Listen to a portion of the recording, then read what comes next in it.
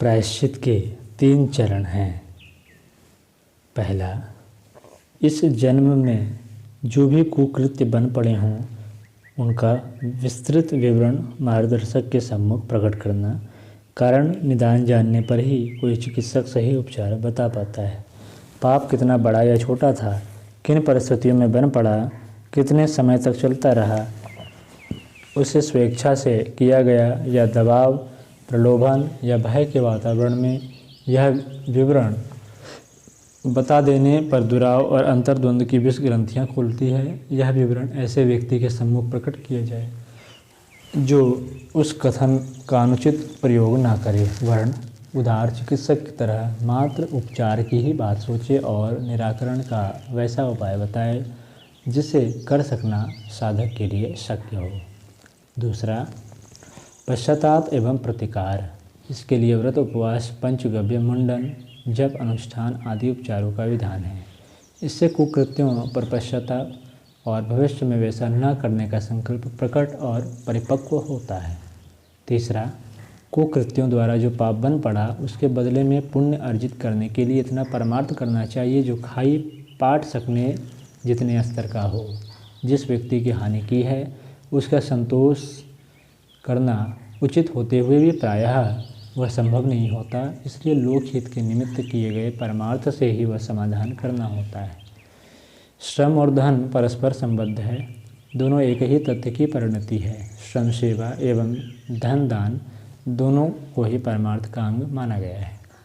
परमार्थ के लिए समयदान, श्रमदान के कितने ही निर्धारण परिस्थितियों को ध्यान में रखते हुए किए जा सकते हैं।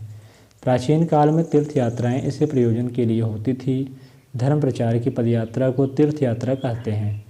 इसके लिए विस्तृत क्षेत्र में जनसंपर्क साधने और लोकमानस को परिष्कृत करने वाले कितने ही कार्यक्रम बन सकते हैं। समीपवर्ती क्षेत्र में ही यह प्रयास किए जा सकते हैं। कार्यक्रमों का निर्धारण भी इस दृष्टि को ध्यान में रखकर किया जा सकता है। शरीर दंड के रूप में तीर्थ यात्रा, श्रमदान, समयदान प्रायश्चित प्रक्रिया के महत्वपूर्ण भाग रहे हैं। नव जागरण के लिए, जनसंपर्क साधने के लिए, अपने गांव, नगर तथा क्षेत्र में घर घर जाने के लिए नियमित समय लगाना तीर्थ यात्रा की सबसे छोटी एवं सरल साधना है। यह क्रम कोई भी सरलतापूर्वक अपना सकता है। मुख्य उद्देश्य शरीर को कष्ट देना है, सो पद यात्राएँ अधिक उपयुक्त रहें। लंबा प्रवास चक्र बनाकर साथियों सहित साइकिलों पर निकलने, मार्ग में मिलने वालों को युग चेतना से अवगत कराने, दीवारों पर आदर्श वाक्य लिखते चलने की तथा रात्रि में जहाँ ठहरना हो वहाँ कथा कीर्तन द्वारा अनुप्राणित करना भी तीर्थ यात्रा का बड़ा प्रयोग है। प्रायश्चित स्वरूप इसके लिए संकल्प पूर्वक कुछ समय निकाला जा सकता है। घर से हरिद्वार तक एक रास्ते पहुंचना और दूसरे रास्ते लौटना भी तीर्थ यात्रा का एक प्रयोग है। अपने अपने क्षेत्रों में भी ऐसी यात्राएं, पद यात्राएं की जा सकती हैं। अर्थदंड के रूप में दूसरा उपाय है धन दान, अंशदान। जिनके पास संचित संपदा है वे उसका एक उपयुक्त भाग उदारतापूर्वक विसर्जित कर सकते हैं। जिनकी स्थिति वैसी नहीं है वे दैनिक आजीविका में से एक निश्चित अंश इस निमित्त लंबे समय तक लगाते रह सकते हैं। यह आवश्यक नहीं कि जितना पाप कमाया है उतना ही पुण्य किया जाए। आगे के लिए भी तो कुछ इस स्तर की पूंजी जमा करनी चाहिए। भविष्य को उज्ज्वल बनाने में पुण्य परमार्थ के अतिरिक्त और कोई साथी सहयोगी नहीं हो सकता। पुण्य अर्जित करने के लिए कुछ उदारता दिखानी हो तो इसके पीछे दूरदर्शी विवेकशीलता का भी समावेश रहना चाहिए। इसे दुर्भाग्य ही कहना चाहिए कि एक तो उदारता, परमार्थ परायणता ऐसे ही अनेक कारणों से समाप्त हो चली है। यदि कहीं किसी रूप में जीवित है तो उसे अनुपयुक्त प्रयोजनों के लिए खर्च करके अवांछनीयता की ही अभिवृद्धि की जाती है। उदारता का सही उपयोग दो ही प्रयोजनों के लिए होता है।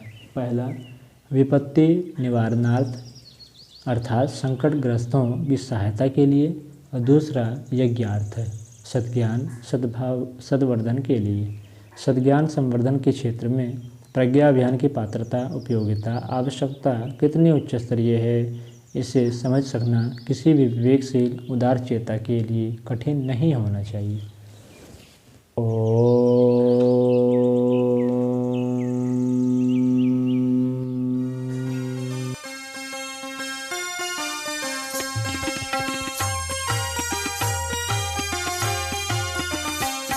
चलो गुरुदेव के सपने सजाने की शपथ ले लें।